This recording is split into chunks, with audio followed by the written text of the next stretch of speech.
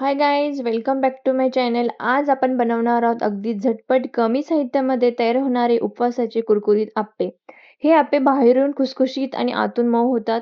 सकाळच्या नाश्त्यासाठी किंवा संध्याकाळच्या चहासोबत किंवा उपवासाच्या दिवशी काहीतरी वेगळं खायचं असेल तर ही रेसिपी एकदम परफेक्ट आहे. व्हिडिओ शेवटपर्यंत नक्की पहा, कारण शेवटी मी काही खास टिप्स सांगणार आहे ज्यामुळे तुमचे आप्पे अगदी चिटकणार नाहीत आणि हॉटेलसारखे राहतील. चला तर मग सुरुवात करूया.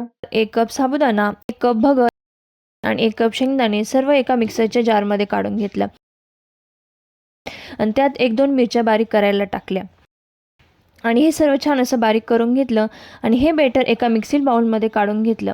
त्यात 2-3 चमचे दही ॲड केलं आणि चवीपुरतं मीठ पण टाकून घेतलं आणि शेवटी अर्धा चमचा खाण्याचा सोडा पण ॲड केला.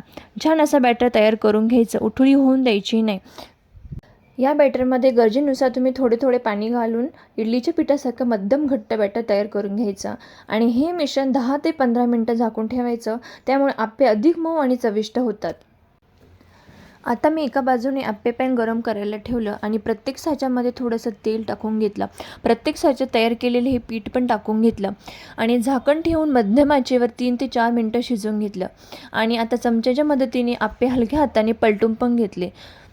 दोन्ही बाजूनी छान कुरकुरीत झाले की आपले आप्पे तयार झाले ते समजून घ्यायचं आणि पीठ खूप पातळ पण करायचे नाही. गरमागरम उपवासाचे आप्पे दह्यासोबत, शेंगदाण्याच्या चटणीसोबत किंवा हिरव्या मिरचीच्या ठेच्यासोबत सर्व करू शकता. हे आप्पे इतके मऊ आणि चविष्ट होतात की घरातले सगळेजण पुन्हा पुन्हा मागतील. जर रेसिपी तुम्हाला आवडली असेल तर ह्या व्हिडिओला लाईक करा, तुमच्या फ्रेंड्सला पण शेअर करा आणि अशा सोप्या, चविष्ट आणि उपयुक्त रेसिपीसाठी आपल्या चॅनलला सबस्क्राईब करा. पुन्हा भेटू एक नवीन आणि भन्नाट रेसिपीशी. तोपर्यंत धन्यवाद.